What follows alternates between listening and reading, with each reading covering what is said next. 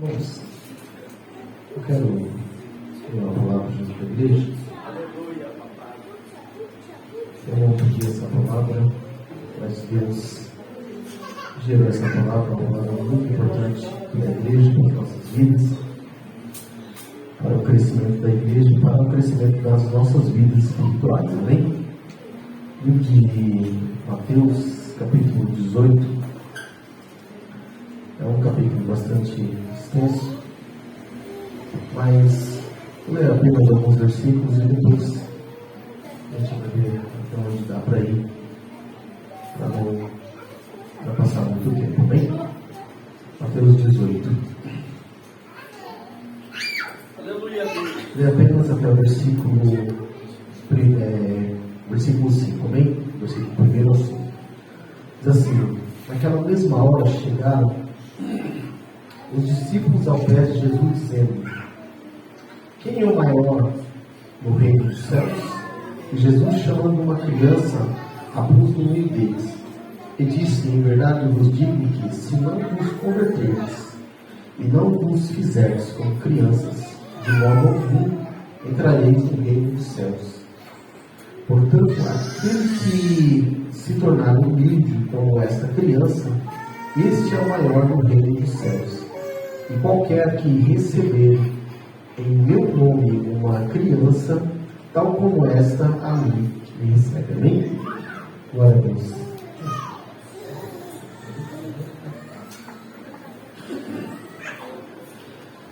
Glória a Deus. Meu Deus!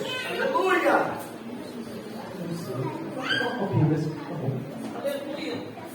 Irmãos, esse capítulo,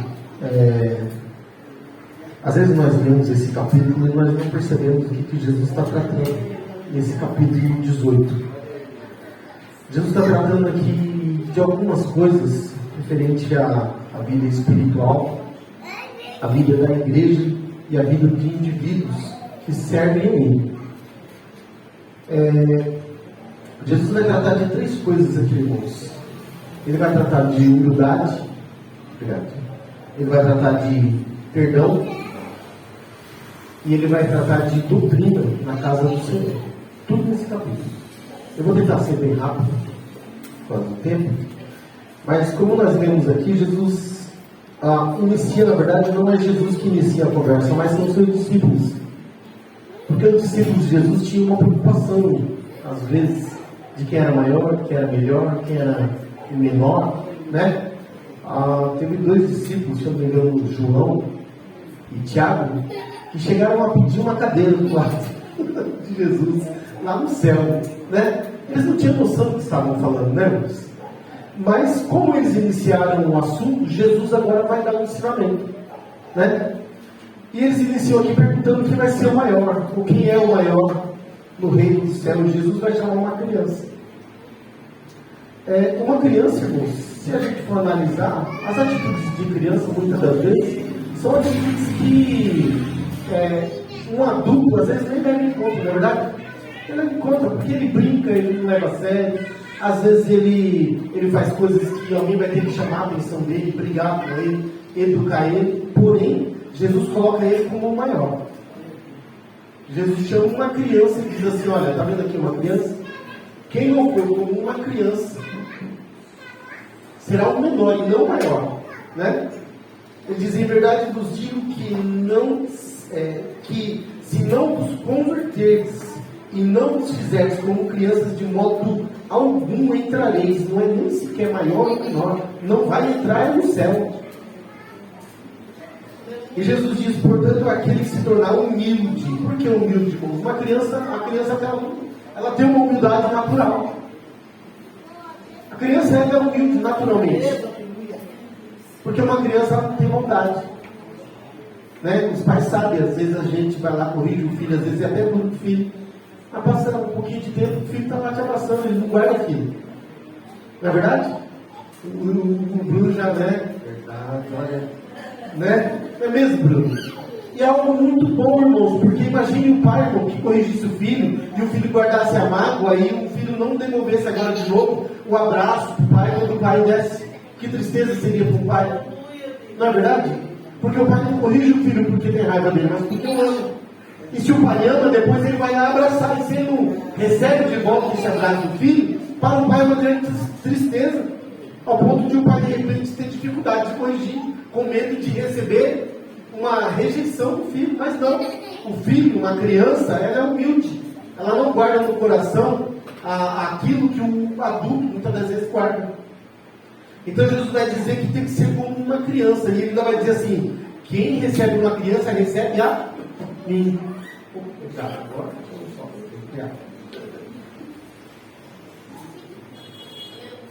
Obrigado. E Jesus, irmãos, eu vou ler rápido aqui, porque eu não quero tomar muito tempo, porque eu queria passar o capítulo todo. Eu sei que o tempo é bem curto. E ele diz assim: mas qualquer que escandalizar um desses pequeninos que creem em mim, melhor lhe fora que se lhe pendurasse ao pescoço uma mó de azenha e se submergisse na profundeza do mar. Ou seja, como amarrar uma pedra no pescoço e se jogar no mar. Ou seja, é morte certa, não é verdade? Jesus diz: alguém que quisesse escandalizar um desses pequeninos, seria melhor que fizesse isso do que tocar em um desses pequeninos. A palavra escandalizar na Bíblia, irmãos, ela tem muitas das vezes, vamos dizer, muitas das vezes não, a tradução dela é escândalo, tropeço. Porque naquele tempo existia na rua, quem já viu rua de paralelepípedo? Se você for para essas cidades históricas, você vai ver ainda aquelas ruas de pedra, né? E muitas das vezes aquelas pedras, elas se deslocam e ela fica mais alta. E você passa distraído e tropeça. E eles diziam que aquilo era uma pedra de tropeço, porque fazia com que alguém caísse. E Jesus está dizendo: se alguém servir de pedra de tropeço e fizer um desses pequeninos cair, ou seja, for uma armadilha para ele, seria melhor que ele tirasse a sua própria vida. É claro que Jesus não está incentivando ninguém a tirar a sua vida, né, irmãos? Mas está dizendo assim o perigo que é para alguém que faz um dos pequeninos do Senhor cair na fé, cair em alguma situação que venha perder a sua salvação. E Jesus vai falar sobre escândalo agora. Ele diz: ai no mundo por causa dos escândalos, porque é mistério que vem os escândalos, mas ai daquele homem, porque o escândalo vem. Na tradução, na linguagem de hoje, diz assim: ai daqueles que fazem, por algum motivo, um dos pequeninos cair. Porque o escândalo é alguém que torna, vamos dizer assim, uma situação para que alguém caia na fé. E aí, irmãos, vai de várias formas. Seja porque o pecado de alguém que era tido como um exemplo faz com que o outro caia. Seja alguém que maltrata o outro, desanimando ele na fé. Não importa o motivo. O importante é que Jesus está dizendo: ai daquele que fizer um dos meus pequeninos cair. É isso que ele está dizendo. Então o tratamento aqui é doutrina, não é verdade? Ele está doutrinando quem? Os seus discípulos. Porque eles chegaram perguntando quem é o maior. Falou: rapaz, vocês estão enganados sobre o meu reino. Na minha casa, no meu reino, não tem maior, não tem menor. Todos são do mesmo tamanho. Por quê? Porque só vai entrar lá os humildes como uma criança. Existe criança melhor ou menos melhor? Existe? Toda vez que um pai faz dos seus filhos diferença entre um e outro, dá um problema danado. Porque todos são iguais perante Deus. E Jesus vai dizer aqui, vou pular para o versículo 11: porque o Filho do Homem veio salvar o que se havia perdido. Não existe menor. Eu sou melhor porque eu canto, eu toco, eu prego. Aquele irmão que não prega, que não canta, ele é menor do que eu, não, irmãos. O próprio Jesus falou assim: o Filho do Homem veio para servir e não para ser servido. Então não existe maior nem menor. Isso daqui para Jesus é um pecado.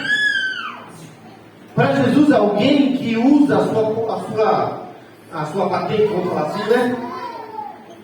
Aquilo que ele acha que ele é, pelo seu tamanho, o grau que ele é, na onde ele está, seja na empresa, seja na igreja, seja em casa.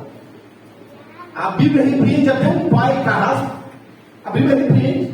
Porque não importa que ele é o cabeça da casa. Ele tem que usar de humildade, de amor, sabedoria, para corrigir os filhos, tratar com a esposa.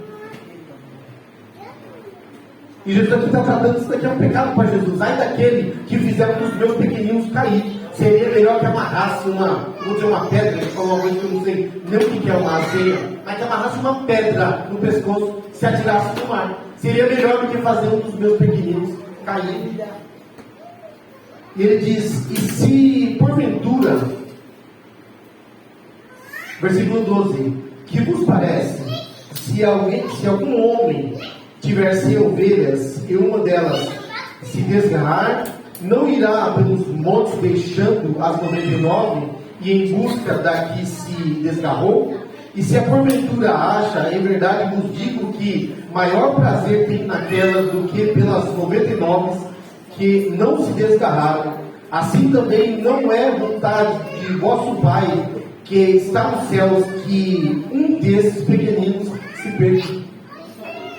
Está entendendo isso? Você vai falar, mas tem um rebanho de 100. O que é um? Que diferença vai fazer? Para Deus, irmãos, ele é às vezes mais importante até do que os outros que estão ali. Jesus disse certa vez: eu vim para os doentes, não para os sãos. Os sãos não necessitam de médico, mas sim os doentes. Eu estou me preocupando e eu estou preocupado com aqueles que estão sem salvação, perdidos. Enquanto aqueles homens que da época de Jesus maltratavam aqueles que tinham como rebeldes, perdidos. Jesus disse: eu vim para eles, eu me importo com eles, então não toque em nenhum deles. E Jesus vai continuar, mas eu estou correndo por causa do tempo, amém? E ele diz assim: ora, ele vai tratar de pecado. Por isso que esse capítulo é muito interessante, irmãos. E ele diz assim: ora, se o teu irmão pecar contra ti, vai e repreende entre ti e ele só. E se te ouvir, ganhaste o teu irmão. Não é para matar o irmão, é para tentar recuperar, né? Mas se não ouvir, leva ainda contigo um ou dois, para que pela boca de 2 ou 3 testemunhas toda a palavra seja confirmada. Irmão, preste atenção aqui, porque é muito importante isso daqui. Eu aprendi recentemente algo aqui que eu falei: meu Deus, eu acredito que até hoje eu falava isso errado. Eu vi isso de uma forma errada. Mas vamos lá. E se não te escutar, dize-o à igreja. E se também não escutar, a igreja considera-o como um gentil e publicano. O que Jesus está dizendo? No meio dos teus irmãos, existe alguém que caiu em pecado. Você sabendo que ele está em pecado, você vai sozinho, chama ele em particular, porque Jesus não envergonha ninguém. O plano de Jesus não é envergonhar nem matar ninguém, é recuperar. Vai no teu irmão em secreto e conversa com ele. Fala: olha, diante da Bíblia, a palavra de Deus ensina, você está em pecado. Se arrepende, muda o seu caminho, volta-se para Jesus, como a Bíblia diz, e ele se voltará para ti. Mas ele diz aqui: se ele não der ouvido, chama 1 ou 2 testemunhas. Isso está na lei, lá no livro de Deuteronômio. Ninguém pode ser acusado de morte por uma só testemunha, mas por 2 ou mais. E ainda na Bíblia, que eu pesquisei nas Bíblias, na Bíblia King James, é uma tradução atualizada, ela diz de 2 ou 3 pessoas idôneas, pessoas que digam a verdade. Por que isso? Porque a gente sabe que Nabote, o dono da vinha, morreu porque Jezabel pegou 2 homens de Belial e fez com que eles testemunhassem mentira a respeito de Nabote. E Nabote morreu por causa disso. A gente vê lá no Novo Testamento o primeiro mártir Estevão, um homem de Deus cheio do Espírito Santo. Homens de Belial o acusaram de blasfêmia e ele foi apedrejado até a morte. Então Jesus está dizendo aqui: olha, se o teu irmão não te ouviu, chama agora 2 ou 3, testemunha e vai, para que toda palavra falada por ele seja confirmada por outros. E ele diz: se ainda não der ouvido, diz à igreja. Chama a igreja, a congregação reúne, está aqui o nosso irmão, está acontecendo isso, nós queremos orar por você, irmão, nós queremos que você se volte para Jesus. A igreja não está aqui para condenar. Mas aí Jesus diz: se ainda assim não deres ouvido, tenha ele como um gentil e publicano. Ou seja, alguém que não faz parte do povo de Deus. Significa que vai pôr para fora da igreja? Não. Significa que ele não está em comunhão com a igreja. Se amanhã ele se arrepender, voltar e ele se converter dos seus maus caminhos, será mais uma vez introduzido na igreja. Mas não poderá ficar no meio do povo de Deus, tocando, cantando, pregando, sem estar em concordância com o que a palavra ensina. Jesus está tratando isso aqui, irmãos. E olha que interessante, aqui você vai aprender isso aqui como eu aprendi. E ele diz, versículo 18: em verdade vos digo que tudo que ligardes na terra será ligado no céu, e tudo que desligardes na terra será desligado no céu. O que ele está falando? Ele está dizendo que quando você está tratando de um problema desse na igreja, que você trazer o que eu ligar com a pastora e com os obreiros, dizendo, olha, tal pessoa não tem condições de estar atuando na igreja, porque ele tem dado mau testemunho, ele não tem servido ao Senhor com verdade, e ele está trazendo escândalo para a igreja, então nós vamos concordar de desligá-lo da membresia da igreja. É isso. O que 2 ou 3 pessoas concordarem na terra, Jesus diz, eu concordo no céu. É isso que ele está dizendo. Porque tem pessoas que usam esse texto aqui, irmão, para fazer outras coisas. Está entendendo? E ainda mais, olha só que interessante. Também vos digo que se dois de vós concordarem na terra acerca de qualquer coisa que pedirem, isso lhes será feito por meu Pai que está no céu. E muitas pessoas acham que isso daqui, irmão, se eu concordar com a Flávia, que nós vamos ficar ricos, então Deus vai concordar no céu. Não é isso que ele está querendo dizer. O contexto está falando de doutrina na casa do Senhor, ordem, decência, para que a igreja seja levada a sério pelo mundo, para que quando nós pregarmos as pessoas ouçam e digam, realmente ali vai o homem de Deus, como disseram de Eliseu. É isso que ele está dizendo. Então, se a igreja concordar dizendo não, está errado, não é assim, não pode. O que diz a palavra? A palavra diz assim, assim, assim. E como é que está? Está assim, assim, assim, não pode. E se nós concordarmos, Jesus diz, eu concordo também. E diz aqui, porque onde, olha só você, essa leitura aqui eu tenho certeza que você usava como eu. Porque onde estiverem 2 ou 3 reunidos em meu nome, aí estarei eu no meio deles. O que ele está dizendo aqui, irmãos? Porque nós usamos isso daqui dessa seguinte forma. Irmãos, olha só, a igreja está vazia hoje, só está eu, o fulano e o cicrano. Mas a Bíblia diz que onde tiver 2 ou 3 reunidos, Jesus está no meio dele. Irmãos, você crê que se você estivesse sozinho, Jesus estaria também? A Bíblia diz que Jacó estava no deserto a caminho da casa de Labão.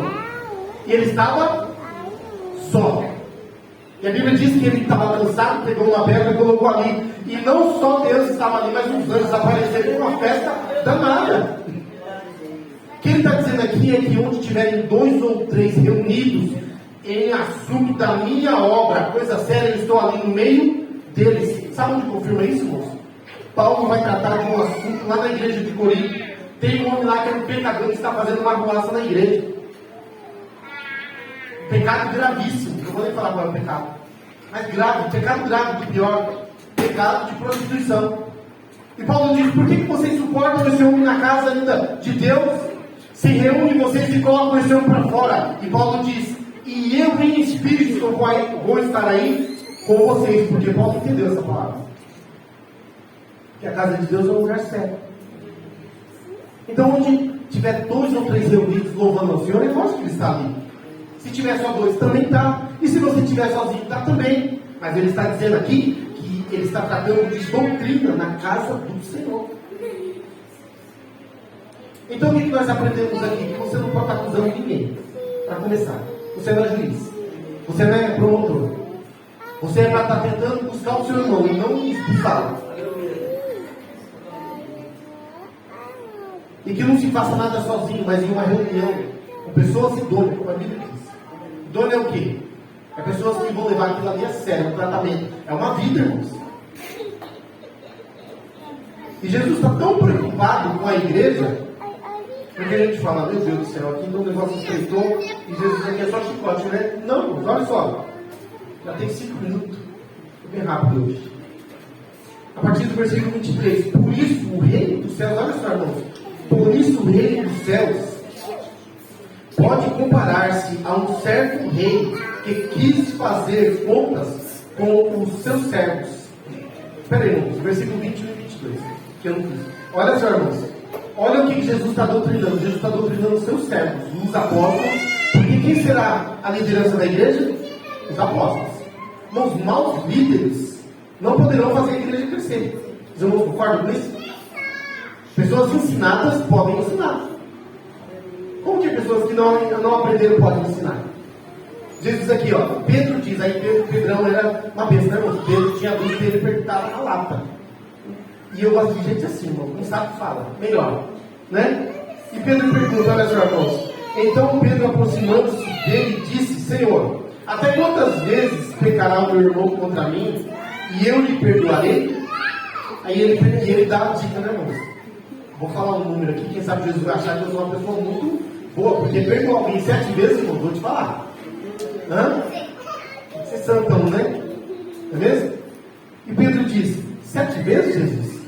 Jesus diz, não te digo que 7, até 7, mas até 70 vezes 7. Quem é bom de matemática aí? Não, deve ser quanto, não? Quanto que é, irmão? 490. Não dá assim, os meninos que estiverem na faculdade de dificuldade de matemática, não deve ser para ajudar vocês. 490 vezes. Bom, alguém já perguntou para você 490 vezes? Vou te falar, o camarada deve ser ruim em misericórdia. É um problema esse camarada, porque olha. E aí agora, irmão, Jesus vai continuar e vai tratar do quê? De perdão. Porque uma igreja não pode permanecer de pé se dentro dela não houver perdão. Uma família não pode permanecer de pé se dentro dela não houver perdão. Um homem não pode permanecer de pé se ele não puder perdoar. Sabia disso? Eu vi um pastor pregando e ele falou assim, uma pessoa que guarda rancor, e ele vai guardando aquilo, ele não libera perdão, ele não pede a Deus para que aquilo... Sabe o que ele comparou? É alguém que está com raiva do outro, e todo dia ele toma um copinho de veneno, mas ele pensa que o outro é que vai morrer. Porque a falta de perdão envenena o que está com falta de perdão, não o que não teve o perdão. Então, quando você não perdoa, você está matando a sua própria alma.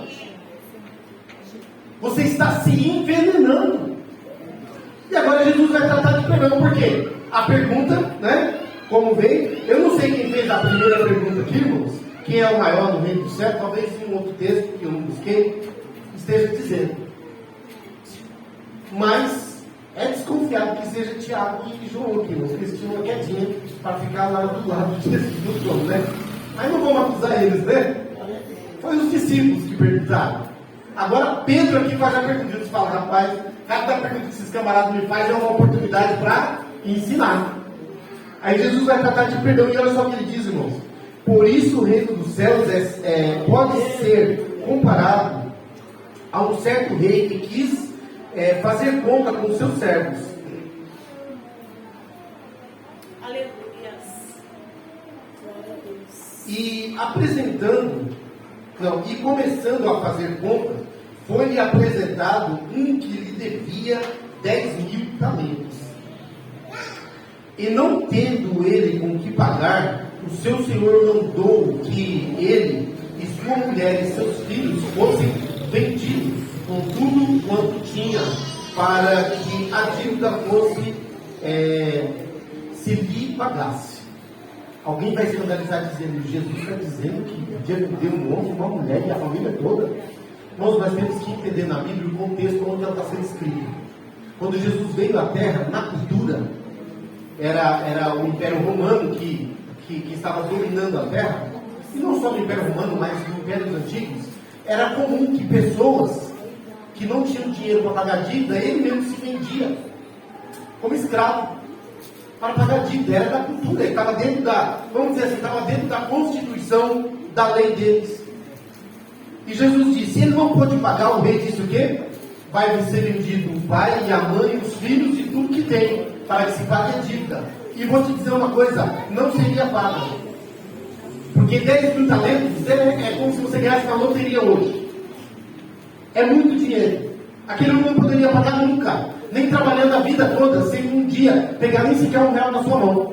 dando tudo para o rei, ele não pagaria. É uma dívida impagável.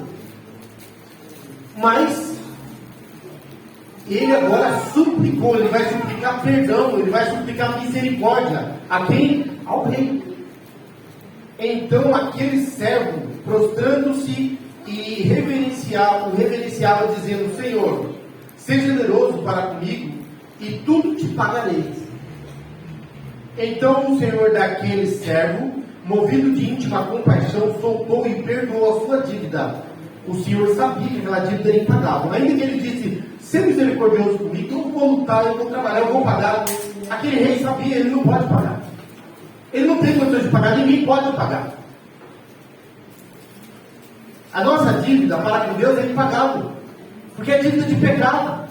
A Bíblia diz que só pode ter remissão de pecado se houver derramamento de sangue. Nós não podemos pagar, é por isso que precisamos crer no Senhor Jesus, porque o sangue dele paga a nossa dívida. Nós, pelo nosso próprio sangue, não podemos pagar nada. O rei, olhando aquele homem prostrando-se, pedindo misericórdia, falou: ele não tem condições de pagar. Ou eu perdoo ou eu condeno. Não existe meio termo. Naquele grande dia, irmão, Jesus vai olhar, como o pastor Jesus falou, ele vai ser juiz, ele vai julgar e dizer: está salvo, está condenado. Não existe meio salvo e nem meio condenado. Ou é uma coisa ou outra. O rei aqui não poderia perdoar metade da dívida, ou dar um desconto. Ele não poderia pagar. Então o rei faz o quê? Perdoa. Então o senhor daquele servo, movido de íntima compaixão, soltou e perdoou-lhe a dívida. Uma vez perdoado uma dívida, irmãos, não deve mais nada, né?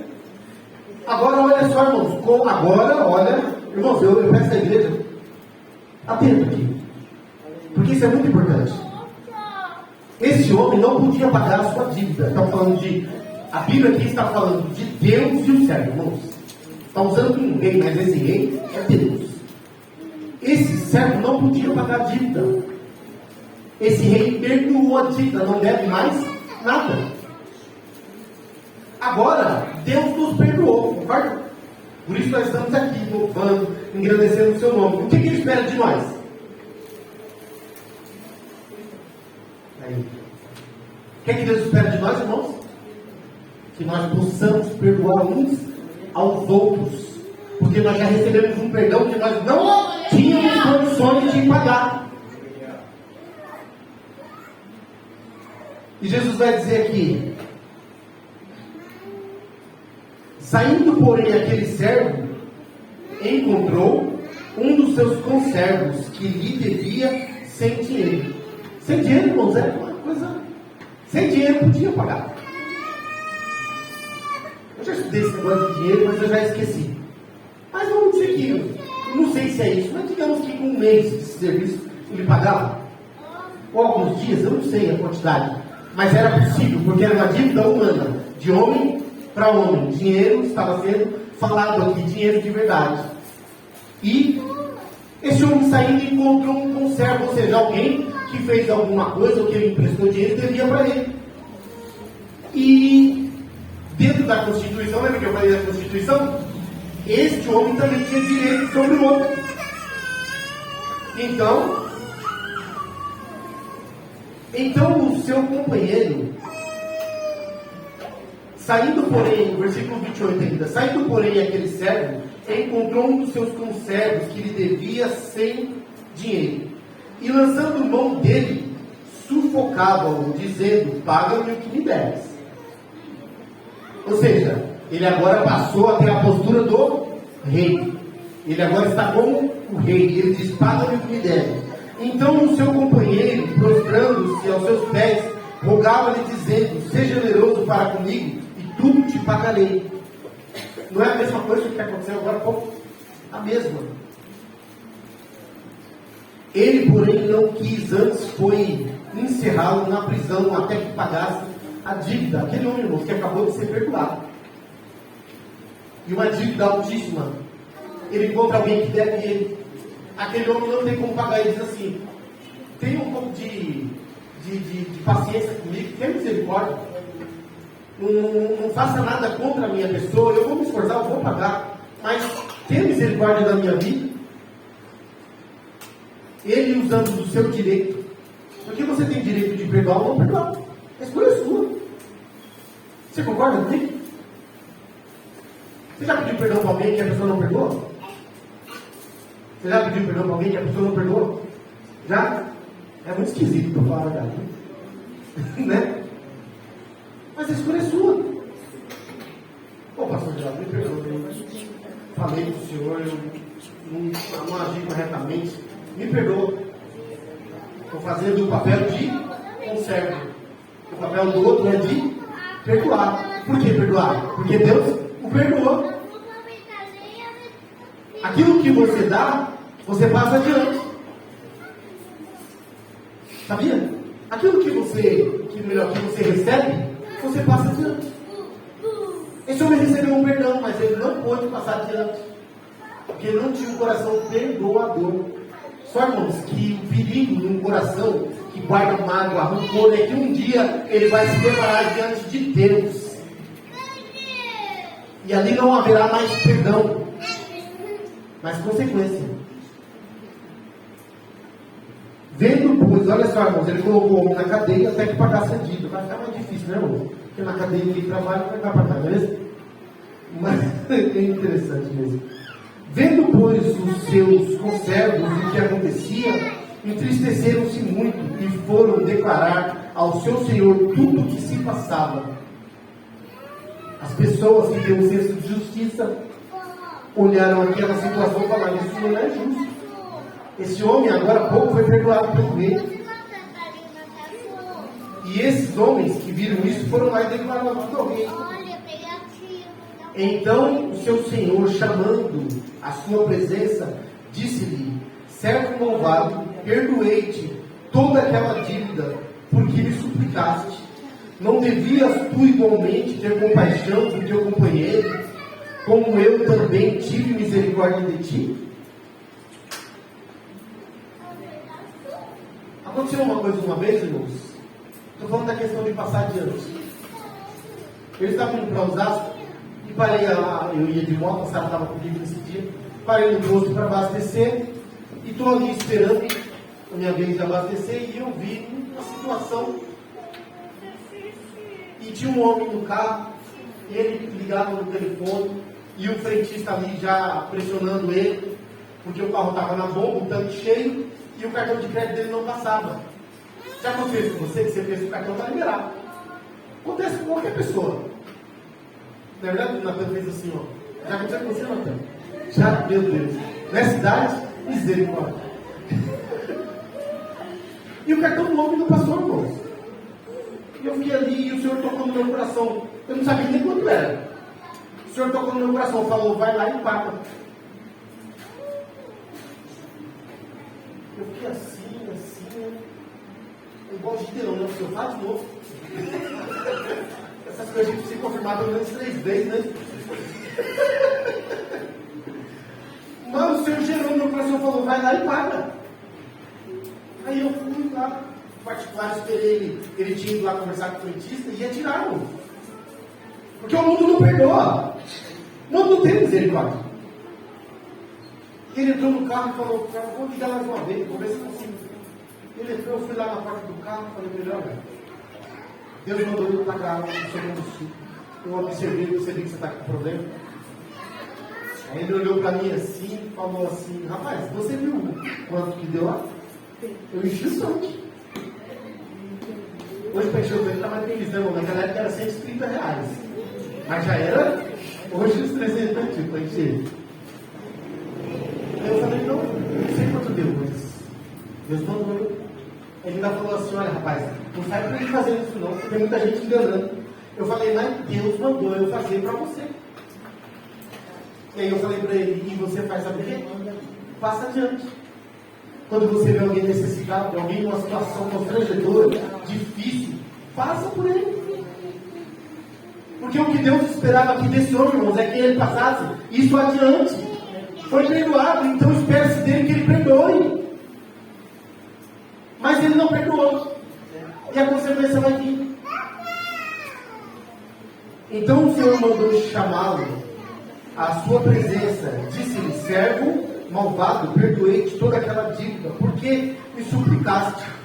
Não devias tu igualmente ter compaixão do teu companheiro, como eu também tive misericórdia de ti?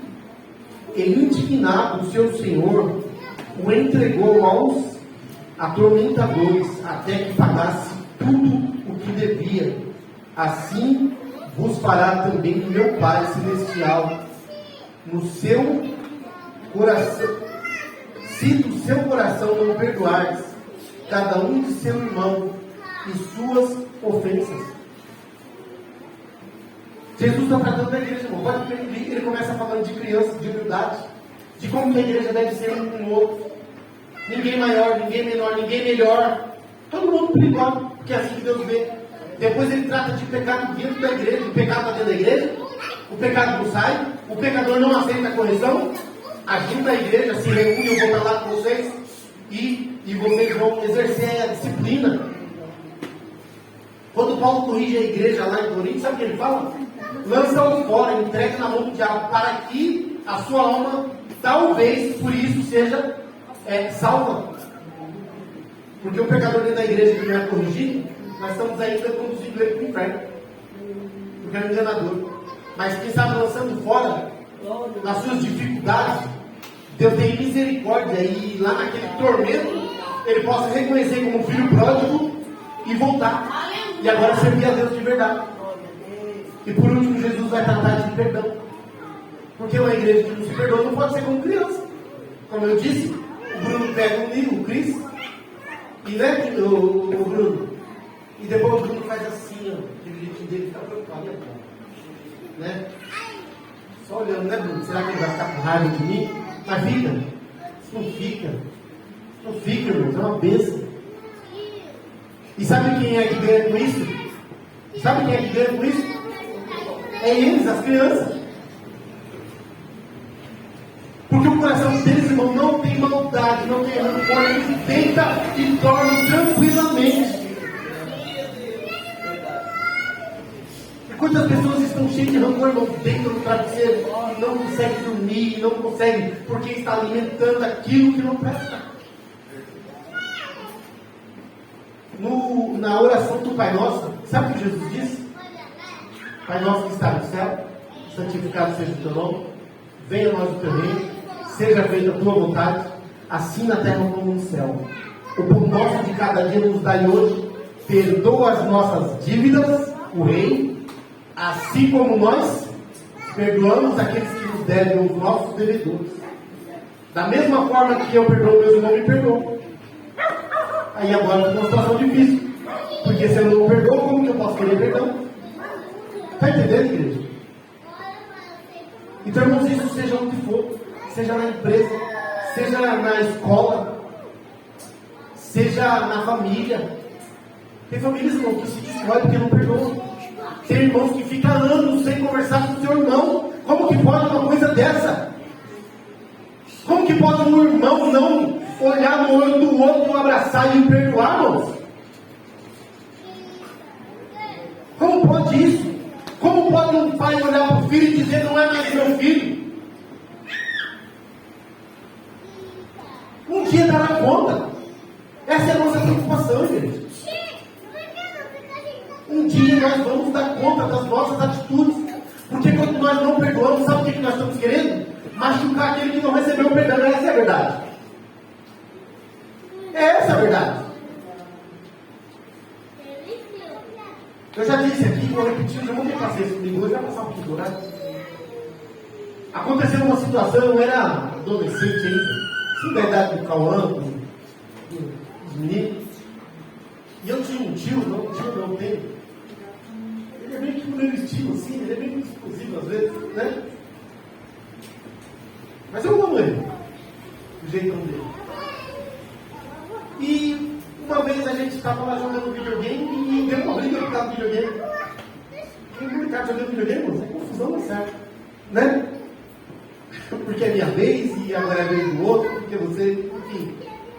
Esse tio chegou, viu a bagunça ali e a atitude dele foi um pouco. Pegou o videogame e ele meio que maltratou todo mundo e um dos que estava comigo, da mesma idade que eu, chegou em mim e fez um pedido de um acordo, que eu nunca mais faço com ninguém. Com ninguém, já falei isso aqui. E ele falou para mim assim, vamos dar desprezo para ele. Esse tio, irmão, era um tio que levava lá para o rio, colocava em cima do carro. Todo mundo sabe, né? Quem é o tio, né? E ele errou dessa vez. Mas, irmão, quantas vezes ele acertou? Quantas vezes ele foi um tio excelente? Cuidou de nós, ajudou.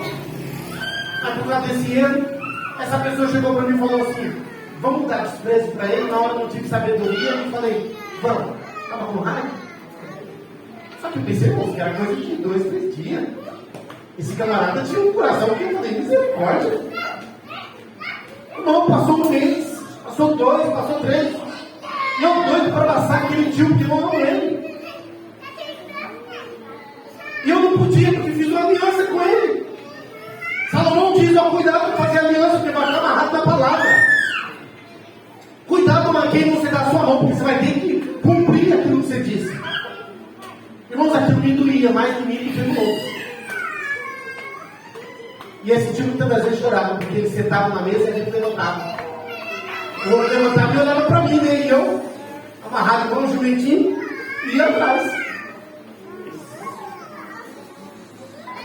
Irmãos, aquilo doeu muito nele, doeu em mim, porque eu não teve desculpa. Até que um dia Deus, pela sua misericórdia, agiu e quebrantou aquilo, e aquilo foi sanado. E eu percebi, irmãos, o mal que isso faz. Quando o teu irmão precisa do teu perdão, que isso está mais. Deixa. Porque o seu irmão precisa do teu perdão. O seu irmão precisa olhar para você e saber que você olhou nos olhos dele e que não existe nada, nenhuma divisão, nenhuma barreira. O seu irmão precisa disso. Só que muitas das vezes pelo coração duro, na tentativa de machucar o outro, você está colocando a sua vida em risco. Que vida que eu estou falando? A vida espiritual, aquela que vai dar conta a Deus. Você está colocando a sua vida em risco, a sua vida espiritual, por um capricho de um coração duro que não quer perdoar. Cuidado, igreja. Cuidado, isso mata. Mata a alma, mata a alegria. O perdão agrada a Deus. Para finalizar, eu vi um vídeo e era um tratamento que estavam fazendo na igreja para um irmão. Por quê? Esse irmão fez isso. Ele teve uma discórdia com o irmão dele e ele resolveu desprezar o seu irmão. Ele sabia que o seu irmão queria o perdão, mas ele não dava para machucar o irmão. O que aconteceu? O que a igreja acha que aconteceu? O irmão morreu. Oh, eu não queria estar na pele dele. Porque ele já não tinha mais alegria. Não já pensou, irmão? Você depende do perdão do outro e o outro morreu. E agora? Não, mas peça perdão a Deus. Esses dias eu ouvi uma coisa, minha esposa estava junto. E alguém disse assim, fulano disse que acha que precisa pedir perdão para ciclano, porque falou umas palavras e percebeu que magoou. E a pessoa que estava falando para nós disse assim, não, que isso, você tem que pedir perdão a Deus. Eu falei, você está errada. Ele machucou a Deus? Ou machucou a pessoa? Você tem coragem de falar mal para Deus? Você tem? Você não é besta? Mas para os outros a gente tem. E aí depois a gente quer pedir perdão para Deus? Deus falou, opa, estou fora, rapaz. Vai pedir perdão para Ele. Foi Ele que você maltratou, é Ele que está chorando. É Ele que está sofrendo. Vai lá e pede perdão para Ele. Aí você olha para o lado, o outro morreu, e agora? Mas eu sei que preciso pedir perdão. E não tem mais ninguém ali. Ficar chorando no pé do túmulo não adianta nada. Porque a Bíblia diz que o que está ali é osso, não tem mais vida, não respira, não louva a Deus, não faz mais nada. Não é nada. Não adianta dar flores com o ouro, não vai resolver nada. Ele não ouve. E nesse vídeo, um pastor ministrando uma palavra, aquela pessoa estava ali de olho fechado, recebendo a palavra. E o pastor parou de frente dele e foi falando como se fosse o irmão dele. E o pastor falou, e como que diz para ele, o seu irmão está aqui. O pastor se fez como um irmão. E aquele homem agarrou no pescoço do pastor e gritava, chorando desesperadamente. Como pedindo uma última oportunidade de ter um abraço com o seu irmão. Eu não sei, gente descendo a cota, sem perdoar. Tem gente destruindo a família por falta de perdão. Perdoa, gente. Nós somos falhos. Nós somos passivos de erro. Todos nós. Todos nós. Mas o que Deus quer é que, assim como Ele nos perdoou, entregou o seu Filho para pagar um preço que era nós que deveríamos ter pago, Ele espera que nós agora, pelo menos, perdoamos. Ele está pedindo para nós o fácil, porque o difícil Ele já fez. Você podia pagar com a sua vida? Você podia morrer para pagar? Você não podia, eu não podia. Mas Ele fez isso por nós, agora Ele espera só o quê? Que nós passamos adiante. Ah, mas não é fácil. O pastor ele disse que ser crente é fácil? É fácil ser crente? Porque ser crente engloba tudo isso. Tudo isso. Mas para a glória de Deus, irmãos, é o que Deus espera da igreja. Amém? Deus me perdoa pelo tempo. Mas é importante essa palavra. Para a minha vida, para a sua vida, para a sua família, para o seu trabalho. Você sabia que se você arrumar intriga na sua empresa com alguém e você não arrumar isso, você vai ter que sair de lá? Sabia disso? Porque vai ficar insuportável para você estar lá. Quem já trabalhou numa empresa que estava com um ambiente ruim, né? Fica bom? É legal? Não é? Nós estamos falando de uma empresa, mas de uma família. Né? Vai chegar um ponto que um vai olhar para o outro e vai fazer igual o seu Madruga disse pro Chaves. Essa vida é pequena demais para nós. Ou eu vou, ou você vai. E o Chaves diz, e você vai quando? Né? Porque não dá, irmão, para nós andar junto, se não estiver de acordo. Então vamos aprender, igreja. Amém? Deus abençoe a igreja. E glória a Deus por tudo. Amém? Eu vou passar para o pastor.